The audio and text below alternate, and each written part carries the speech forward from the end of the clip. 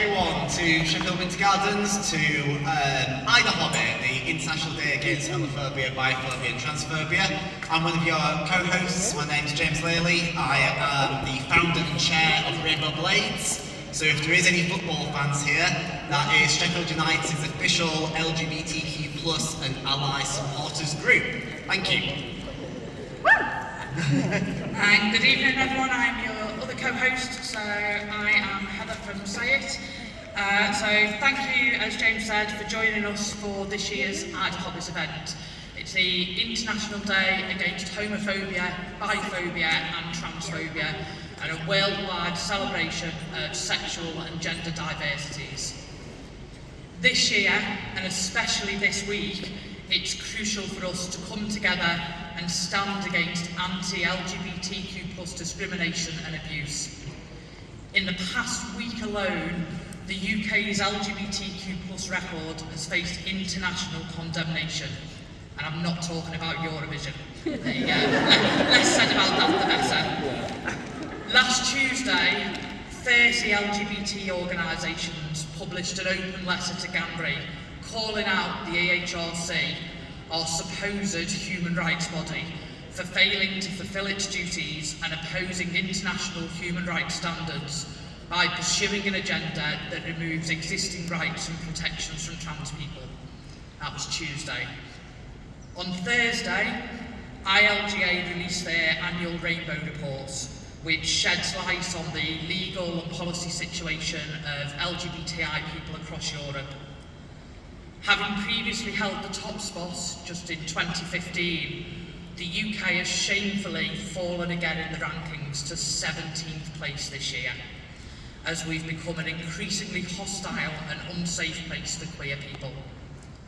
Some of the issues cited included our failure to ban so-called conversion practices, our treatment of LGBTQ+ asylum seekers, and the lack of a fair and transparent legal framework for gender recognition based on self-determination and free from abusive requirements. That was Thursday. On Friday, the United Nations independent expert, Victor Madrigal-Borloz, published a report on his visit to the UK. The report raised numerous concerns, including abusive rhetoric by politicians and the media, increasing hate crimes, and again a critique of the AHRC for failing to fulfil its purpose of protecting those in need and holding governments accountable for human rights obligations. We'll hear some more about that later from Sheffield, Amber from Sheffield Bisocial. Despite all of this, the mainstream media has shown little or no coverage of these critical issues. However, they did find time to report on a trans woman who was part of Cambridge University's reserve boat race in the 2015 boat race.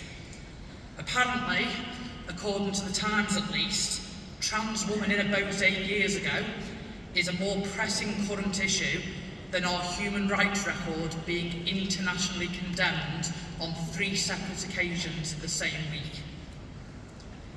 And it's unsurprising that we've seen the mainstream media fail to report on this, as the rapidly declining situation for queer people in the UK has been largely fuelled by the obsessive, hostile, anti-LGBTQ+ and specifically anti-trans reporting, filled with misinformation, painting queer people as groomers and sexual predators in what is little more than 1980s recycled homophobia.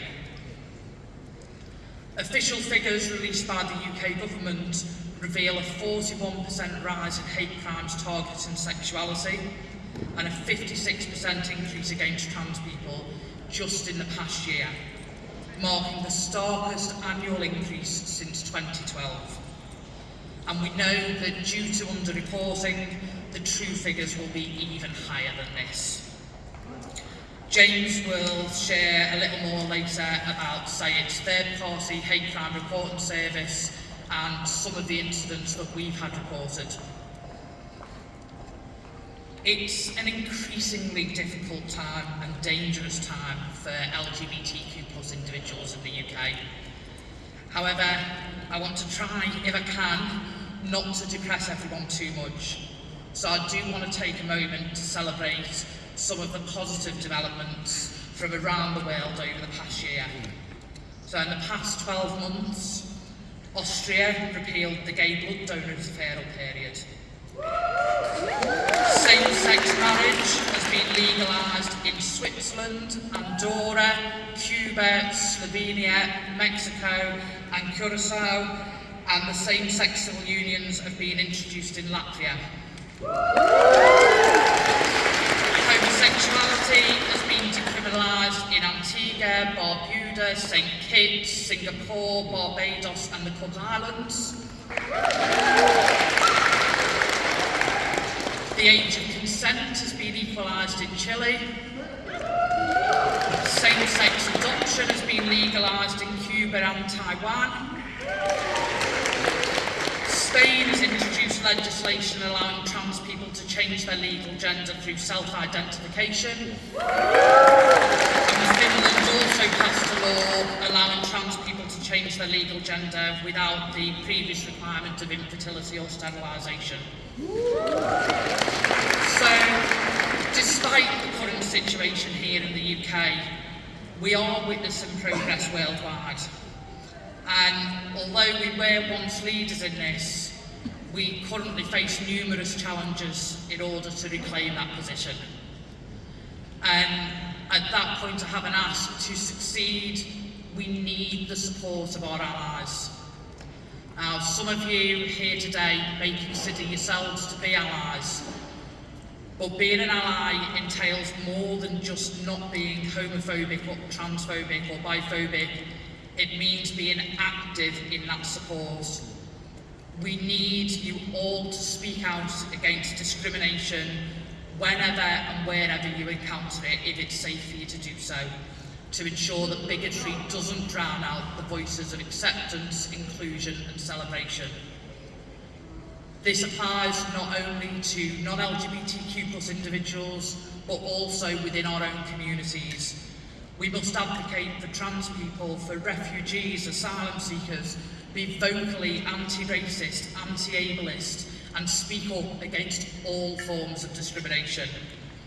Because all of these oppressions are interconnected. As Emma Lazarus once said, until we are all free, we are none of us free.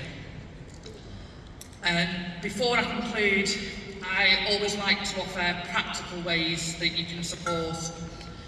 So there's a couple of things that you can do.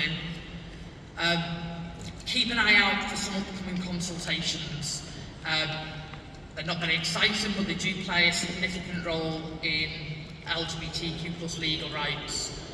Over the next few weeks and months, we're going to see consultations launched on trans guidance in schools, relationships and sex education, and the interim service specification for the Trans Youth Health Service. I know that completing these consultations is not the most exciting task, but we know that those opposed to LGBTQ+ rights will target them heavily, so we need to make sure that supportive voices are heard. We need to address the hostile mainstream media. Whenever publications publish anti-LGBTQ+ content, we need to stop reading it, stop sharing it, stop clicking on them, because every time we engage with that content, we contribute to their profits, and we need to show these organisations that hate is not profitable. And finally, we expect that there will be a general election next year. I'm not going to tell you who to vote for, partly because Charity Commission rules won't let me, and honestly, in the current climate, I really don't know. But please engage with your local representatives, speak to your councillors, write to your MPs. Let them know that if they want your votes, they must support our communities. We need to discourage them from believing that engaging in culture wars and scapegoats and marginalised people will win them votes.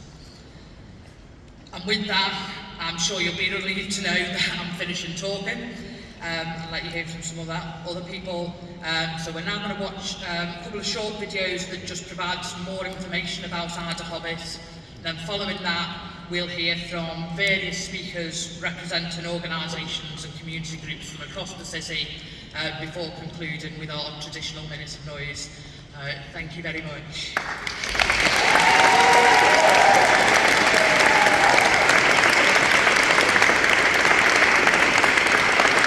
This is the stand for the diversity of humankind. Celebrate